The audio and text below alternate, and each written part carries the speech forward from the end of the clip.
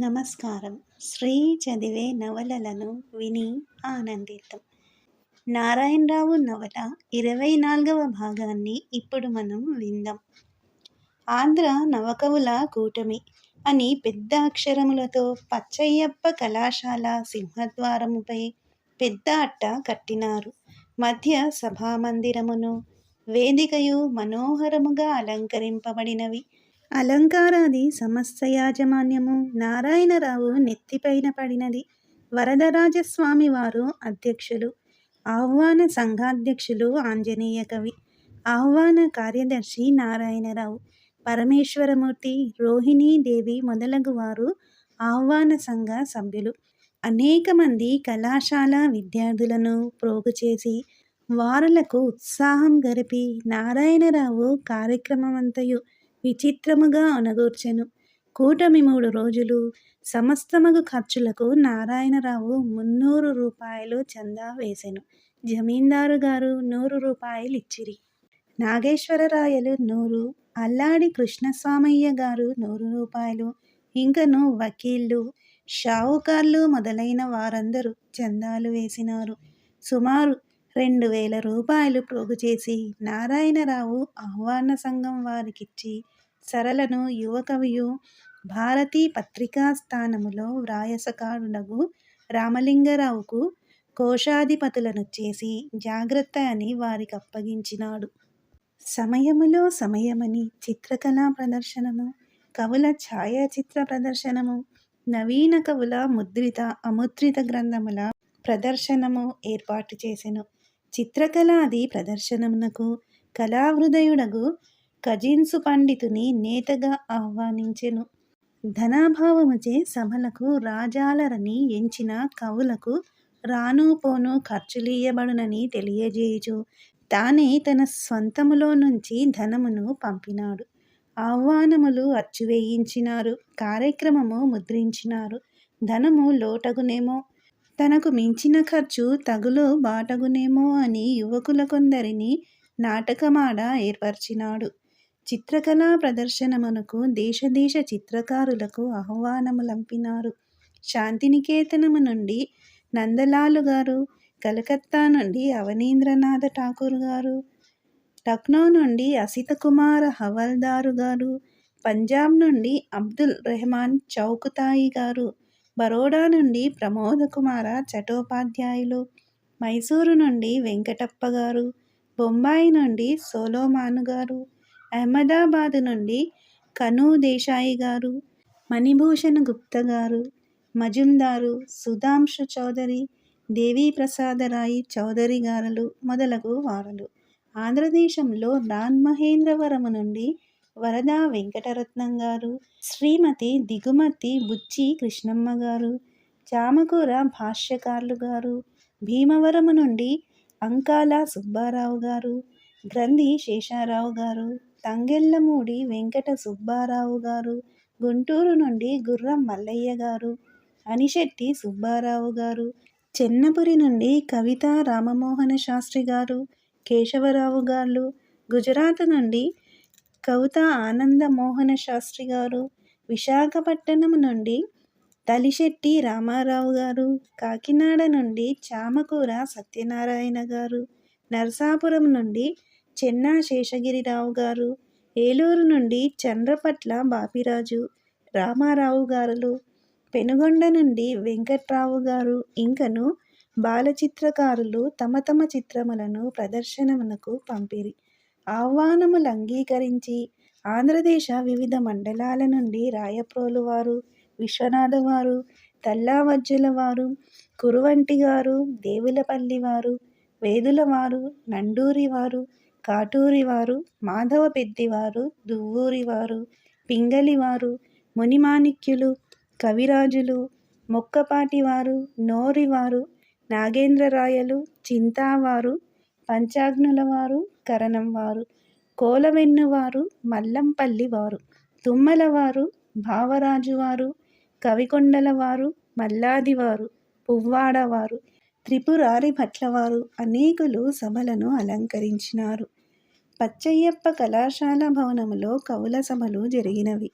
నానా ప్రాంతాగతులైన సుప్రసిద్ధ కవులు తాము క్రొత్తగా రచించిన పద్యములు, పాటలు మనోహరముగా చదివి వినిపించినారు.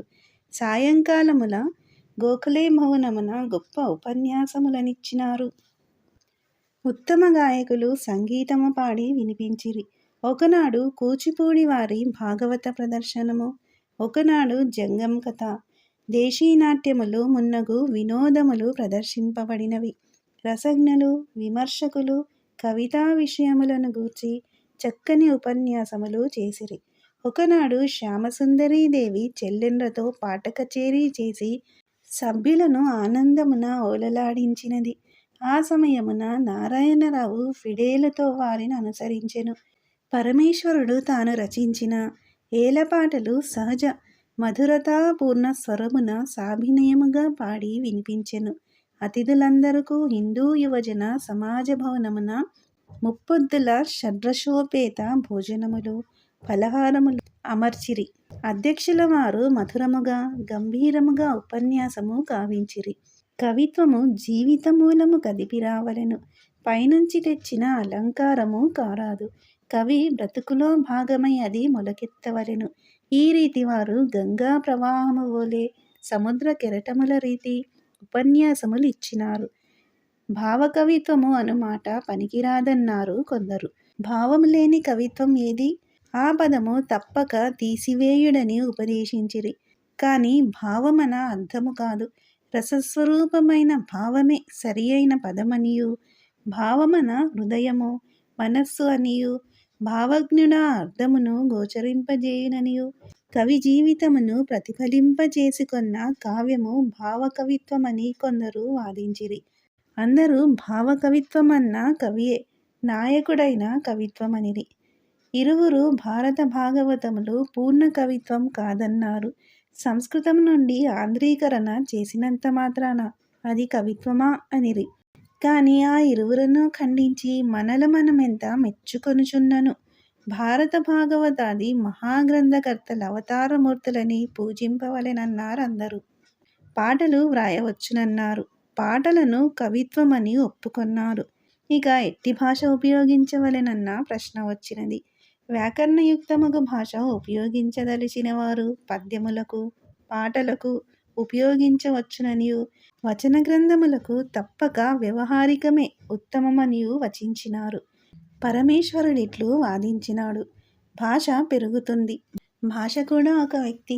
భాషకు పుట్టుక, వృద్ధి, చావు అని 3 స్థితులున్నాయి. ప్రపంచంలో ఎన్నో భాషలు పుట్టాయి, పెరిగాయి, నశించాయి. కొన్ని చనిపోయిన చెట్టు, రాయి, లోహము మొదలైనవి శిల్పరూపముతో, నాణెములను, నగలు మొదలైన రూపములతో జీవించి ఉన్నట్లు సలహా భాషల క్రింద జీవించి ఉండవచ్చును. కానీ అవి నిధులు, జీవభాషలు మాత్రము కావు. సంస్కృతం చూడండి, అనేక వేల సంవత్సరాలు జీవించింది. నేడు మహానిధి అయి ఉన్నది. అలాగే లాటిను, గ్రీకు, హెబ్రూ మొదలగు భాషలు. మీరు ఎప్పుడు భాష ఎదుగుదల లేకుండా వ్యాకరణం ఏర్పాటు చేసి శాసిస్తారో అప్పటి నుంచి వృద్ధి పొందడం మానివేస్తుందేమో. అలాగే సంస్కృతాన్ని శాసించగానే ప్రాకృతం వచ్చింది. అది శాసించగానే పాలీ వచ్చింది. అది శాసించబడగానే వంగ భాష, బిహారీ భాష, ఒరియా, హిందీ భాష మొదలైన భాషలు వచ్చాయి. అలాగే తెలుగును శాసించకండి, అప్పుడే 2 రకాల భాషలు గ్రాంధికం, వ్యవహారికం వచ్చాయి. ఈ రెంటిని గట్టులు దూరం ఆపుతున్నాయి. ఎలాగో వంతెన కట్టాము, ఇంకా కట్టలేనంత దూరం అయితే ఇంకో కొత్త భాష తయారవుతుంది. ఆ భాష సంస్కృతంలా నిధి కావచ్చును అనుకుంటారేమో. ఆ అదృష్టం సంస్కృతం దివ్య భాష కనుక దానికి పట్టింది. కానీ ప్రతిదానికి పట్టదు. ఈ రీతిగా మాట్లాడినాడు. వ్యావహారికమును కావ్యభాష అనినారు. కాదు, వచన కావ్యములు వ్యావహారికములోననే ఉండవలెనని మరికొందరు వాదించిరి. కావ్య లక్షణాలు ఉండవలెను, కానీ భాష ఉపాధి. అదియును కావ్యానికి ముఖ్యాంగము కాబట్టి ఏ భాషనైనా ఉపయోగించవచ్చునని, అది కావ్యములో లీనమై పోవలెనని తీర్మానము జయమందినది. నారాయణరావు చిత్రకళను గురించి మాట్లాడినాడు. చిత్రకళ మహాసభలో కళ ఆనంద స్వరూపం. ఒక వ్యక్తిలో జనించిన ఆనందం కళాస్వరూపంలో వ్యక్తం అవును. ఆ వ్యక్తమైన కళ సూచిత మాత్రం కాక సంపూర్ణంగా ఆనందమును వ్యక్తీకరించాలి. ఆనందం ఎలా కలుగుతుంది? సృష్టి మన దృష్టిపథములోనికి వచ్చినప్పుడు, అనగా సృష్టిలో శృతిపూర్ణమగు విషయం నీ దృష్టిపథాన్ని పడినప్పుడు నీకు ఆనందం కలుగుతుంది. దివ్యమై పరబ్రహ్మ స్వరూపమైనది అది శృతి. ఆ శృతి ప్రకృతిలో అనేక రకములకు శృతులుగా వ్యక్తమవుతుంది. రంగులు, రంగుల కలయిక, స్వరములు వాని కలయిక, వస్తువులు వాని కలయిక, పరిమళాలు వాని కలయిక, రేఖలు వాని కలయిక, హృదయములు, జీవితములు, మనస్సులు, చరిత్రలు వీని కలయికలు, ఆత్మలు వాని కలయిక. ఇవి శృతి స్వరూపాలవుతవి. ప్రపంచంలో వ్యక్తుల జీవితాలు భిన్న భిన్న శృతుల్లో ఉంటవి. ఎవని శృతిని బట్టి వానికి తగిన ఆనందం కలుగుతుంది. ఆ ఆనందం వ్యక్తీకరించే శక్తి పూర్వకర్మ సముపార్జితం. అలా వ్యక్తీకరించలేనివాడు ఆ వ్యక్తీకరణ గోచరించినప్పుడు ఆనందిస్తాడు. వ్యక్తీకరించగలవాడు స్రష్ట. అట్టి కళా సృష్టిని చూచి ఆనందించువాడు కళాభిజ్ఞుడు. సంగీత హృదయం గల వ్యక్తి ఒక చిన్న సెలియేటి పతనంలో సంగీతం విన్నాడు అనుకోండి. అతని హృదయంలో ఆనందం పుట్టింది. ప్రశ్రవణ గాన సదృశమగు పాట రచించినాడతడు. అది విని మనం ఆనందిస్తాము. ఒక కొండ పక్క మహానది, నీలాకాశం, సాయంత్రపు బంతిరంగు మేఘాలు ఒక చిత్రకారుడు చూశాడనుకోండి. అతనికి ఆనందం కలుగుతుంది. ఆ ఆనందం ఒక కొండను, మహానదిని, మేఘాలను చిత్రించి వ్యక్తీకరిస్తాడు. ప్రకృతిలో అపశృతి భూయిష్టములైన వానిని చెట్టులు, చేమలు ఏమన్నా సరే ఉంటే పరిహరించి, ఎక్కడైనా రేఖల రాగంలో సంపూర్ణత లేకపోతే ఏ చెట్టో పుట్టో పడవో సరి అయిన స్థలములో కల్పించి చిత్రం వేస్తాడు. అది చూచి ఆనందిస్తాము. కవి అంతే. మనము ప్రకృతిని చూసి అనుకరిస్తున్నామనుకున్నారేమో. కాదు. ప్రకృతి దృశ్యం చూసినప్పుడు ఆనందం పొంది ఆ ఆనందం శృతిలో ఉంచి అట్టి శృతులు నాలుగింటిని కలియజేసి ఒక చిత్రం సృజింపబడును. కళా విషయం ఇది ప్రకృతియేనా అని భ్రమింపజేసేది కూడా కావచ్చును. కుక్క కూత నేను కూశాననుకోండి, మీరంతా సంతోషిస్తారు. కానీ ఆ ఆనందం చాలా హీనమైనది. కుక్క కూతలోంచి అపశృతి తీసివేసి శృతియుక్తం చేసి గానకలకు చేర్చవచ్చును. అపశృతి తీసివేయడం ప్రకృతిలో దొరికిన కొవ్వురాయి అగు వజ్రమును సానబెట్టి తలతలా మెరియు రత్నమును చేయుట వంటిది. ఈ రీతిగా నారాయణరావు గంభీరోపన్యాసము కావించెను. ఆనందము 4 రకములుగా ఉండునట. భౌతిక, మానసిక, హృదయజనకము, పారలౌకికము. చక్కని బాలికను పొంకములగు అవయవములతో దిశములతో రచించినచో శరీరానందము కలుగునట. లతలు, పండ్లు అలంకారముగా చిత్రించినచో వాని అద్భుతమునకు మనస్సు సంతోషించుననియు, అట్టిదే స్వరకల్పన అనియు అతడు వచించినాడు. కరుణ, భయానకము, విషాదము మొదలగు రసములుత్పతిల్లి చిత్ర విషయములు హృదయమును కలంచును. భగవంతుడు, మహాత్ముడు, అవతారముల చరిత్రలు, ఉత్తమ చరిత్రలు, గాథలు, సాంఖ్యము, కర్మయోగము, భక్తియోగము మొదలగునవి పారలౌకికములు. ఆత్మానందమునిచ్చునని నారాయణరావు అనెను. సభలన్నీయు పూర్తి అయినవి. కార్యక్రమమంతయు సర్వోచ్చముగా జరిగినదనియు, చిత్రకళా ప్రదర్శనము, కవుల కూటమి, బొబ్బిలి కథ, భాగవతము, తోలుబొమ్మలు, నాటకము ఉత్కృష్టములై ఉన్నవనియు, ఆంధ్ర, హిందూ, స్వరాజ్య, భారతి మొదలగు పత్రికలన్నీయు వాకొన్నవి. చిత్రపటములతో అత్యుత్తమ చిత్రమునకొకటి, పౌరాణిక చిత్రములలో ఉత్తమమగు దానికి ఒకటి, మానవ జీవిత విషయములు రచించిన చిత్రములలో ఉత్తమమునకొకటి, మొత్తము 3 బహుమానములు 200, 100, 100 రూపాయల చొప్పున ఇచ్చినారు. ఆంధ్ర నారీమణుల్లో ఉత్తమ చిత్రము వేసిన వారికొక బహుమతి 100 రూపాయలు, ఆంధ్ర చిత్రకారుల్లో ఉత్తమ చిత్రకారులకు 2 బహుమతులు, 100 రూప్యములు చొప్పున ఇచ్చిరి. ఆ ఏడు ప్రచురింపబడిన నవీన గ్రంథముల్లో ఉత్తమ గ్రంథమునకు 500 రూపాయలు బహుమతి ఇచ్చినారు.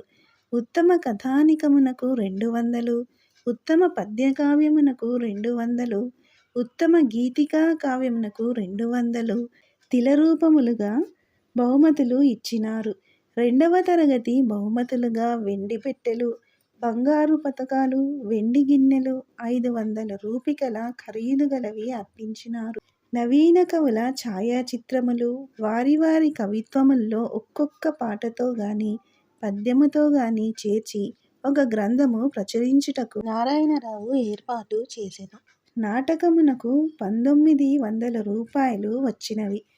భోజనమునకు ఫలహారములకు 600 అద్దెలకు 300, అచ్చులకు 150, దండలు ఛాయాచిత్రములకు 150 రూపాయలు, భాగవతులకు, తోలుబొమ్మల వారికి, బొబ్బిలిపాట వారికి రాను పోను ఖర్చులకు బహుమతులకు 400 మొత్తము చిల్లర ఖర్చులతో 4000 సమావేశమునకు ఖర్చయినది. నారాయణరావునకు కొందరి కవుల రానుపోను ఖర్చులతో చేతి సొమ్ము 300 ప్రదర్శనమునకు 225 రూపాయలు వచ్చినవి. మొత్తం మీద సొమ్ము మిగలలేదు. కానీ ఇట్టి ఉత్కృష్టమైన సభా కార్యక్రమము ఎప్పుడూ ఎక్కడా జరగలేదని లోకమంతయు అనుకొన్నారు. నారాయణరావు ఏదో ఒక పని కల్పించుకొని తన హృదయమునకు గలంచుచున్న వేదన మర్చిపోవా యత్నించుచుండెను. తన మామగారు మొన్న వచ్చి క్రిస్టమసుకు శారదను కొత్తపేట పంపవలయునని సుబ్బారాయుడు గారు వ్రాసినట్లును, తానట్లు పంపుటకు నిశ్చయించుకొంటిననియు తెలిపినారు.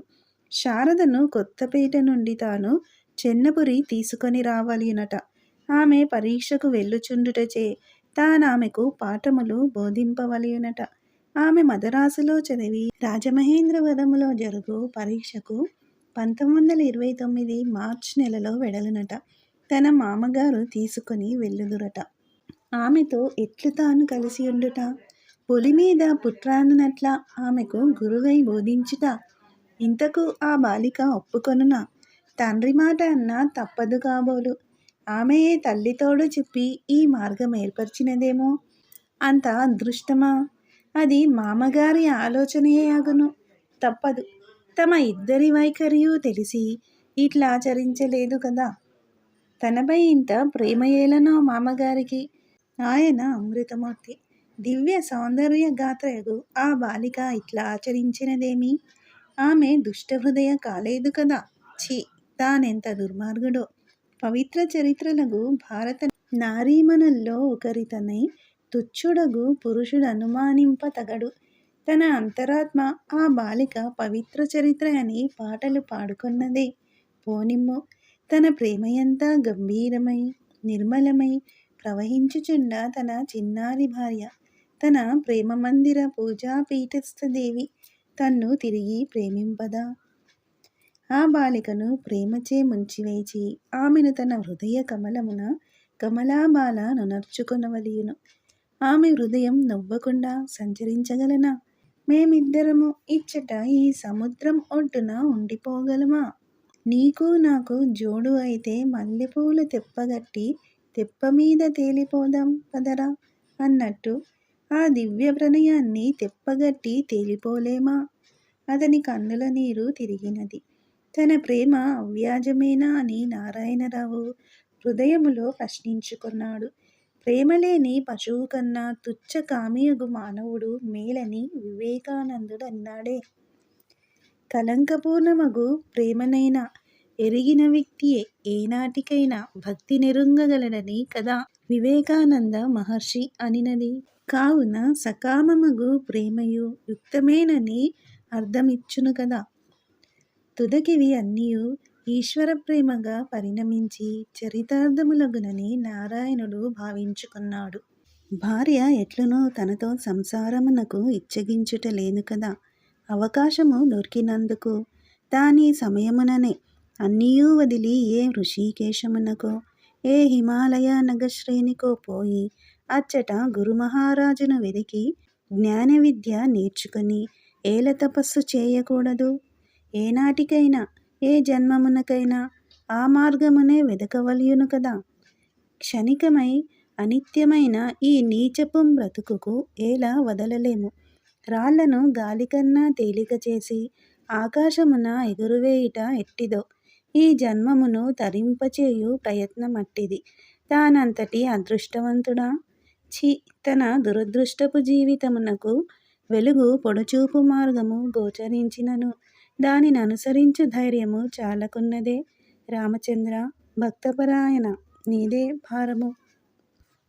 ఇంతలో పరమేశ్వరమూర్తి అచ్చటకు వచ్చినాడు. వారిరువురు సముద్ర తీరమున కలుసుకొనవలెను సంకేతం ఏర్పరచుకొన్నప్పుడు యువతీ కళాశాలకెదురుగా కలిసికొందురు. రాజారావు అమలాపురం వెడలిపోయినాడు. పరమేశ్వరమూర్తి భార్య రుక్మిణి క్షేమముగా నున్నది. ఏది ఎట్లయినను మంచిదని ఆమెకు సంపూర్ణ ఆరోగ్యము కలుగు వరకు తన ఇంట ఉండవలెననియు, పరమేశ్వరుడు తన ఇంట భోజనము చేయవలెననియు నారాయణరావు మిత్రుని బలవంతము చేసెను. జనవరి నుంచి శారదను కొనివచ్చి కాపురం పెడుతున్నాను. మంచిది మంచిది, చేయి ఏది? నాకు సంతోషముగా ఉందిరా. నారాయణరావు శారదను ప్రేమించుచున్నంత గాఢముగా నారాయణనామె ప్రేమించుటలేదనియు, తన మిత్రుడందులకై మిక్కుటముగా బాధననుభవించుచున్నాడనియు పరమేశ్వరుడు గ్రహించినాడు. తాను మాత్రము రుక్మిణి తన్ను ప్రేమించినంత తానామెను ప్రేమించుచున్నాడా? పరమేశ్వరుడు తాను నిర్మలుడనని చెప్పలేడు. తన మనసెప్పుడూ పంకిలమగుచుండును. కొంచెం అందమైన వనిత కనబడినప్పుడెల్లా పరమేశ్వరుడు విచారము పొందును. ఆమెను భావనాలోకమున వివస్త్ర చేసి అవయవములన్నీయు మనోనేత్రముచే పరీక్షించుకొనును. అతడు శిల్పి.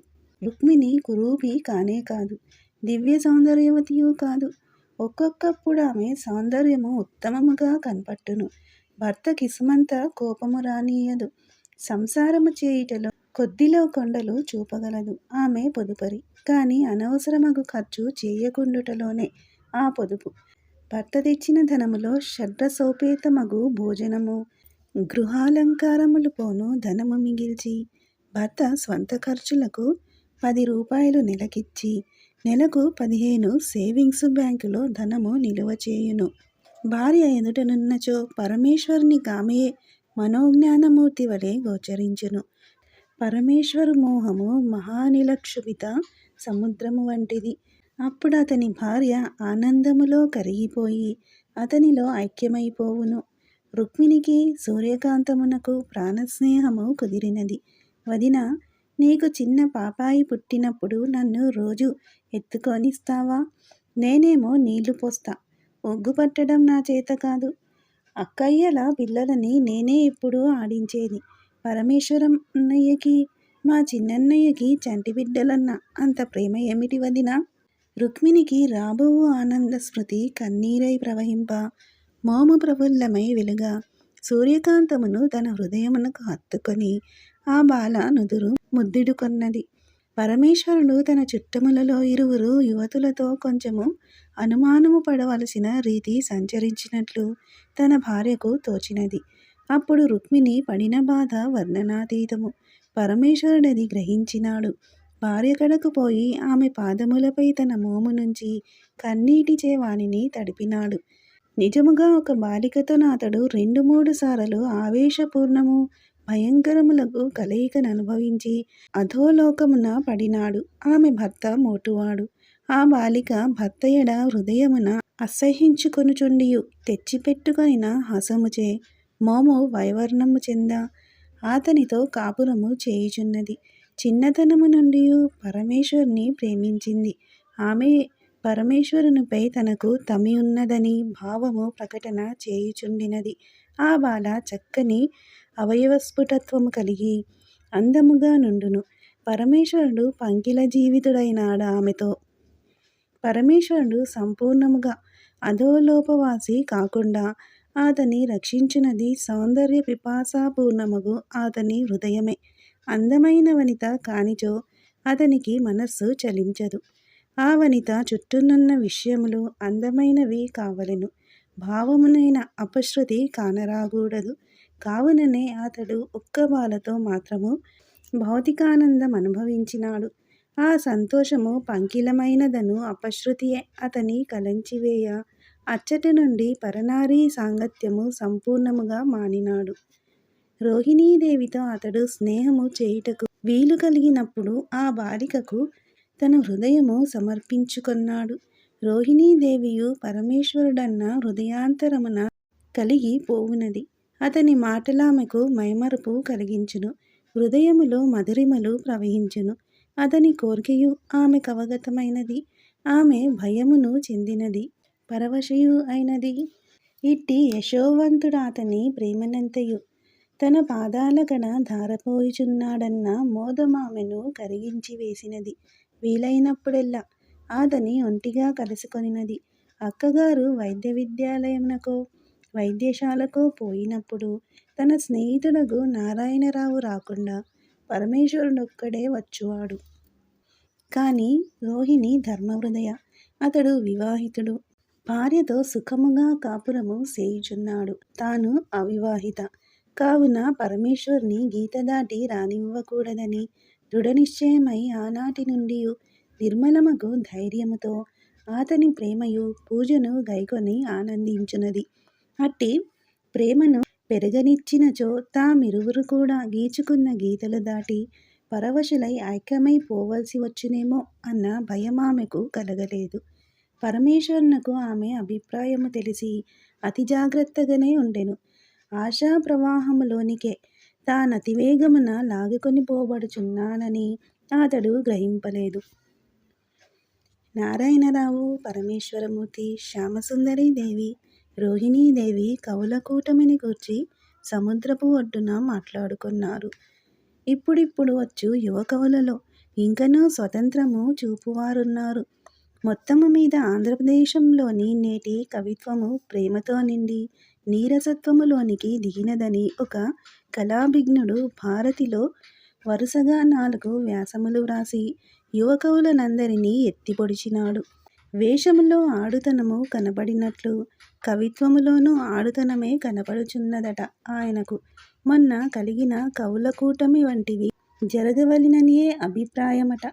కాని ఈ యువ కవులు తమ చుట్టూ వేనకు వేలు విషయములు ఉండా ఈ సృష్టిలో ఆడదియు మగవాడు తక్క ఇంకేమియూ లేనట్లు కవిత్వము రాయుట ఉపజ్ఞాశూన్యతను ప్రకటించుచున్నది అనియు ఆయన వాదించినాడు. నారాయణరావు ఆ కళాభిజ్ఞునితో ఏకీభవించలేకపోయినాడు. పరమేశ్వరుడా వాదమును ఖండించినాడు. ప్రేమ ఉత్కృష్టమగు విషయము. నీ ప్రియభామినిపై చూపించు ప్రేమ ఈ జన్మలోనో మరికొన్ని వేల జన్మలకు భగవంతునిపై ప్రేమగా మారుతుంది. లీలాకుశుడు చింతామణిపై ప్రేమచే మహాభక్తుడిగా మారి పరమ భాగవతుడైనాడు. నారాయణరావు శ్యామసుందరిని చూచి చిరునవ్వుతో, చెల్లి, సృష్టి అంతా భగవంతుని స్వరూపం కదా, అలాంటిది కరుణాది రసాలచే మానవ జీవనక్షాళన మునరింపక ప్రేమ ప్రేమ అని వెర్రి పద్యములు వ్రాయుట హృదయ దౌర్బల్య సూచకం కాదు. నీ ప్రేమ గొప్పగా ఉండాలి, వ్రాయి 2-3 మహాప్రేమ సూక్తులు. తక్కినవి తిండి లేక మాడు బీదవాళ్లను గూర్చి, బానిసల కన్నా అధమాధమంగానున్న మాలవాళ్లను గూర్చి మనసులు కరిగేటట్లు కవిత్వం రచించు. మానవలోకాన్ని ఈశ్వరాభిముఖం చేసేదే కవిత్వం అని వాదించినాడు. శ్యామసుందరి వారిరువురకు చక్కగా సమాధానము కుదిర్చినది. ప్రేమ ప్రపంచములోని మహోత్తమ విషయం. అది ప్రాపంచికత్వానికి ఉత్తమ విషయం అయినట్లు కావ్య విషయంలోనూ మహోత్తమము. తక్కినవి జీవితంలో స్త్రీ పురుష సంబంధం తర్వాత వస్తాయి. కావ్యంలోనూ అంతే. ఏ విషయం వ్రాసినా కావ్యం మాత్రం అయి ఉండాలి. అవునా అన్నా? అవునా పరమేశ్వర్ అని నవ్వింది. నారాయణరావు మనస్సు సంకటపడినప్పుడెల్లా శ్యామసుందరిని కలుసుకొని ఆమెతో అన్ని విషయములా చర్చించుచు ఆనందము నొందును. ఆడువారికి మగవారికి పవిత్రమగు స్నేహముండుట సహజమనియు దానిని మనం అసహజమగు మన బ్రతుకులచే పంకిలమునరించుకొనుచున్నామనియు కావుననే నేడు పురుషులకును వనితలకును పవిత్ర స్నేహముండుటకు వీలు లేకుండా ఉన్నదనియు అతడు పరమేశ్వరునితో అనినాడు. రష్యా దేశపు స్థితిని గూర్చి ప్రసంగము వచ్చింది. నిజమైన ప్రజాస్వామిక ప్రభుత్వం ఏది అంటే బోల్షివిజమే చెప్పాలి. ఆస్తి అందరికీ సమము కావింపబడవలె, అంటే ఆస్తి అంతయు ప్రభుత్వముది. ప్రజలు తమ తమ విధులు నిర్వర్తించాలి. వారి వారి పనులను బట్టి జీతము టికెట్ల రూపమున ఇవ్వాలి. ఆ టికెట్లను బట్టి నీకు కావలసిన వస్తువును తెచ్చుకొనవచ్చును. ఒకవేళ తిండి చాలదందువేమో ప్రతి మానవునకు భోజనాధికముల మితి ఏర్పరచవచ్చు అని నారాయణరావు అన్నాడు. పరమేశ్వరుడు: మన అంతట మనము ఉత్సాహము ఉట్టి పని చేయలేముగా. మనకు వచ్చే లబ్ధి భోజనము మాత్రమే. అంటే గొప్ప గొప్ప కార్యములు చేయడానికి ప్రచోదనం ఏది? నారాయణరావు: ఎందుకు కలగదురా? ఏమమ్మా చెల్లి, నువ్వు చెప్పు. ఈ మధ్య బోల్షివిజము పుస్తకాలు చాలా చదివావు. శ్యామసుందరి: ఉత్కృష్ట కార్యాలు చేసేవాళ్లకు ఎక్కువ టికెట్లు ఇస్తారు. పైగా ధనపూర్ణమైన ఇంగ్లాండు మొదలైన దేశాలలో కూడా గొప్ప గొప్ప శాస్త్రజ్ఞులు అద్భుతములు కనిపెట్టారంటే డబ్బు కోసమా? ఆ ఉత్సాహం వారిలో సహజం కాబట్టిన్ని పేరు కోసమన్ను. ఇప్పుడు రష్యా దేశానికి ఏమన్నా లోటు ఉన్నదా? నారాయణరావు: బాగుందమ్మా. పరమేశ్వరుడు: కానీ శ్యామా చెల్లి, ఒకటి ఆలోచించు. ఏనాటికైనా బోల్షివిజము చనిపోతుంది సుమా. ఎవడి బాగు వాడు విచారించుకోవడమే మానవ స్వభావం. కాబట్టి నెమ్మది నెమ్మదిగా ధనం రహస్యంగా పోగు చేసుకుంటాడు. ఇప్పటికీ రష్యాలో ఎన్ని కేసులల్లాంటివి చూడడం లేదు. శ్యామసుందరి: అది కాదు. ఒకవేళ ఆ గుణం సహజం అనుకున్న దేశంలో ఉన్న ఆస్తి అంతా కలేసి పంచుకోవడం మంచిది. నారాయణరావు: జాయింటు కుటుంబమల్లే. పరమేశ్వరుడు: అబ్బా లాయరు, ప్రపంచం అంతా జాయింట్ కుటుంబం చేస్తావా? నీ బోల్షివిజము ఏ దేశానికి ఆ దేశానికే ఉంటే చాలా? లోకమంతా ఒకటే రాజ్యం చేయాలా? శ్యామసుందరి: ప్రపంచం అంతా కలిసే ఉండాలని లెనిన్, స్టాలిన్ మొదలగు వాళ్ళు వాదించేది. ఉన్నధనమంతా పోగు చేసి జనాభాని బట్టి దేశాలు పంచుకోవడం. ఏ దేశంలో ఏ పంట ఎంత పండునో లెక్కలు వేయడం. ప్రపంచానికి కావాల్సినంత పంట మాత్రం పండించడం. అది దేశాలన్నీ పంచుకోవడం. ప్రతి పంట అంతే. అలాగే బంగారు మొదలగు లోహాలు. ఆ లోహాలన్నీ శాస్త్రవృద్ధి కోసం. నాణేలు అవసరం లేదుగా. ప్రపంచమంతా కలిసి అంగారకుడి దగ్గరకు వెళ్ళుటకు ప్రయత్నం మొదలైనవి చేయవచ్చును. ఇలాగే సర్వశాస్త్ర జ్ఞానము వృద్ధి చేయాలి. నారాయణరావు: లేదు, భగవంతుని గూర్చి తెలుసుకొనుటకు అన్ని జాతులకు సౌకర్యము కలగజేయవచ్చును. పరమేశ్వరుడు: ఓహో, మీ ఇద్దరి స్వప్నము చాలా బాగుంది. అయితే తెల్లవాడు నల్లవాడిని దగ్గరకు రానిస్తాడా? పచ్చవాడికి పచ్చవాడి పచ్చ కిట్టదు. చీనాకు జపాన్కు యుద్ధం రాదంటారా? శ్యామసుందరి: అన్నా, అదేమిటి నీ వాదం? వినండి. ప్రపంచమంతా బోల్షివిజం వ్యాపించడానికి కొన్ని యుగాలు కావచ్చును. ధనం ఉన్న షావుకార్లకు శక్తి ఉన్నంతకాలం రాజ్యాలు వదలరు. కానీ ప్రపంచంలో ఎక్కువ సంఖ్య ఎవరు? కూలీ నాలి చేసుకునే వారే కదా. బీదవాళ్ళగు వారు తలుచుకుంటే ఏమి చేస్తారు షావుకార్లు? రోహిణి: మన దేశం 33 కోట్లు. ఏమి చేస్తున్నాము తుపాకీ ముందర? శ్యామసుందరి: ప్రపంచంలో తుపాకీ పట్టుకునే వాళ్ళంతా బీదవాళ్లేగా. రష్యాలో వాళ్ళు తిరగబడితేనేగా షావుకార్ల యొక్కయు ప్రభువుల యొక్కయు రాజ్యం కూలబడింది. పరమేశ్వరుడు: ధనం యొక్క ఉత్కృష్టత ఏమిటో చెబుతా విను. ధనవంతుడు తన ధన సంపాదన ప్రయత్నంలో దేశానికి అనేక లాభాలను సమకూరుస్తాడు. దానివల్ల లోకానికి కావలసిన వస్తువులన్నీ తయారవుతాయి. అమెరికాలో, ఇంగ్లాండ్లో, జర్మనీలో, ఫ్రాన్స్లో అంతే. ఇనుప చక్రవర్తులు, కిరసనాయిలు సార్వభౌములు, బిస్కెట్ల మహారాజులు, మోటారు రాజాదిరాజులు వగైరా వగైరా వీరంతా ఉండడము చేత దేశదేశాలకు ఆ వస్తువులు సరఫరా అవుతున్నవి. శ్యామసుందరి: అన్నా, నువ్వు చెప్పే వాదనలో అన్నీ దోషాలే. నారాయణరావు: 1919 సంవత్సరంలో యూరప్ ఖండంలో మహాయుద్ధం ఆఖరయింది. ప్రపంచం అంతా విప్లవం వచ్చేటట్టు కనబడింది. కానీ అమెరికా వాళ్ళు బంగారం పట్టుకువచ్చి యూరప్ అంతా వెదజల్లినారు. దానితో యుద్ధం వల్ల అలసిన ప్రజలంతా బాగుంది, మన స్థితి బాగుంది అని సంతోషించుకున్నారు. తాత్కాలికంగా కనబడిన ఆ పరిస్థితులకు పునాది ఏది? అమెరికా అప్పు ఇవ్వడం మానివేసింది. కోటీశ్వర్ల కోట్లు కరిగిపోయాయి. ఆ కరగడం మహావేగంతో జరుగుతోంది. వర్తకాలు హులుక్కి అవడం మొదలుపెట్టాయి. ఇంకా వచ్చేది ఏముంది? ప్రపంచంలో ఉన్న షావుకార్లందరికీ దివాలా వచ్చేటట్టు ఉంది. సరే, కూలీవారు పైకి వచ్చి రాజ్యాలు ఆక్రమిద్దాము అనుకున్నారు. ఇటలీ, జర్మనీ, ఇంగ్లాండ్ దేశాల్లో. కానీ ఇంకా ఎక్కడా కూలీవారిలో కట్టులేదు. కూలీలు, సామాన్య ప్రజలు లేవడం చూచారు. ధనవంతులు హడలిపోయారు. కోటీశ్వరుని దగ్గర నుండి కొద్దో గొప్పో కలవాళ్ళంతా భాయి భాయి అని ఏకమయ్యారు. ఫాసిజం అని కట్టుకట్టి ఒక సర్వాధికారితో రాజ్యం ఏర్పరిచారు. దానికి జాతీయ సాంఘికవాదం అన్నారు. ఇక ముందు అన్ని రాజ్యాలు అలాగే అవుతాయి. అసలు ప్రపంచానికి వచ్చిన చిక్కేమిటో చూడు. కావలసినంత తిండి తయారవుతోంది. అంతా పంచితే అందరికీ పూర్తిగా ఆకలి తీరుతుంది. కానీ ఎన్ని కోట్ల మంది ప్రజలు మనుషులు మాడిపోవుటలేదు? ఏమిటి ఆ లోటు? తయారైన పదార్థాలని పంచే మార్గం సరిగా లేదు. ధనిక వర్గం ఆ పని ఏనాటికి చేయలేదు. శ్యామసుందరి: పనిలేని కూలీలెన్ని కోట్లున్నారు వివిధ దేశాల్లో. ఎలాగు వీరందరికీ తిండి పెట్టడం? రోహిణి: మన ఆంధ్రదేశంలో జమీందారీ రైతుల పని మహా అన్యాయంగా ఉన్నది కాదు? పరమేశ్వరుడు: అవునమ్మా, ఉన్నది. అన్నీ జమీందారీలు అల్లా ఉన్నవా? కొన్ని జమీలు హృదయం తరుక్కుపోయేటట్లున్నవి.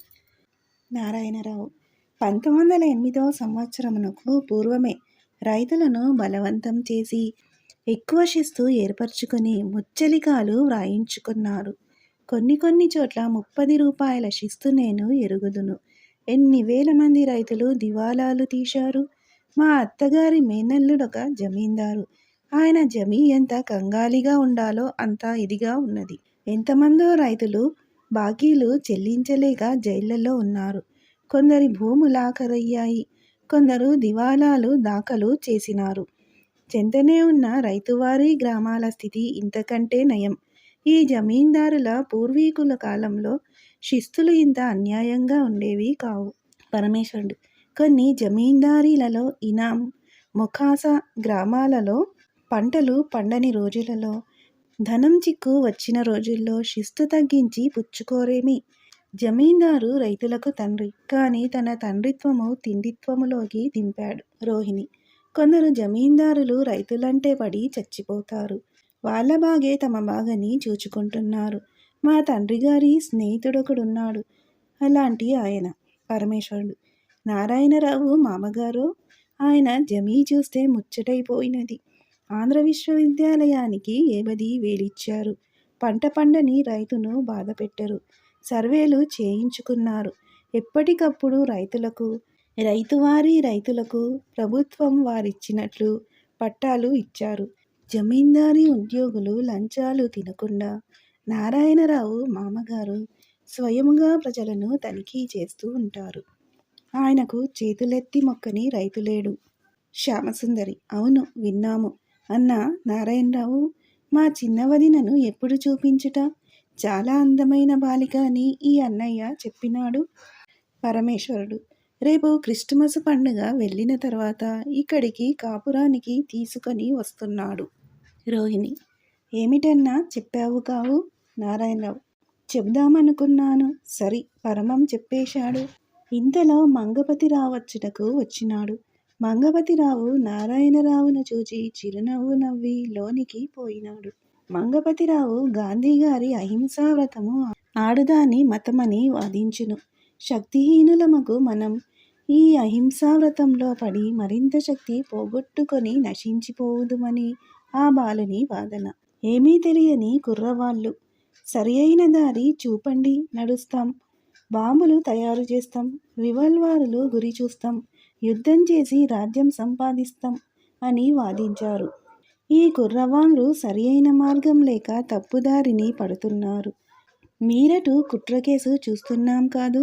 శ్రీ మహాత్ముని తత్వం వీళ్ళకేమీ తెలుసును చెల్లి. ఈతని మనస్సు నెమ్మదిగా మార్చివేయాలి. లేకపోతే ఓ రాత్రివేళ ఎక్కడికో పారిపోతాడు. చివరకు ఉరికంబం ఎక్కుటకు సిద్ధం అయిన తర్వాత ఎవళ్ళము ఏమీ చెయ్యలేము అన్నాడు నారాయణరావు. అతడు తన ఇంటికి పోయి బోల్షివిజము ప్రత్యక్షము చేసిన మహా చిత్రకారుని చిత్రమండు తన చిత్రసంపుటి నుండి తీసి చూచినాడు. వేల కొలది పురుషులు, స్త్రీలు ఒడలు తెలియక రాక్షసులు చేయతగిన పనులు చేయుచున్నారు. నలిగిపోవుచున్నారు బిడ్డలు, స్త్రీలు. మహాశక్తి వలె యంత్రము దిశలను ఆవరించి ఉన్నది. ఇట్టి ప్రచార చిత్రమును కూడా ఎంత విచిత్రముగా చిత్రించినాడీ శిల్పి. వర్ణములు, రేఖలు, లోతులు, బరువులు, లయ సామ్య సంకలితములై మహోత్కృష్ట శృతిలో లీనమై పోవుచున్నవి. శిల్పి మహాభాగుడు. ఒక్క గీతంలో, ఒక్క రంగులో ఎన్ని సమూహములు, ధీశాలికందని రీతులు చిత్రించగలడు. అతడా చిత్రము తదేక దృష్టితో చూచుచూ అటులనే నిలుచుండి పోయినాడు. ఈ నవల మీకు నచ్చితే సబ్స్క్రైబ్ చేయండి, షేర్ చేయండి, లైక్ చేయండి, బెల్ ఐకాన్ను ప్రెస్ చేయండి. శ్రీ ఛానల్ ఆడియో నవలను వింటున్నందుకు ధన్యవాదములు.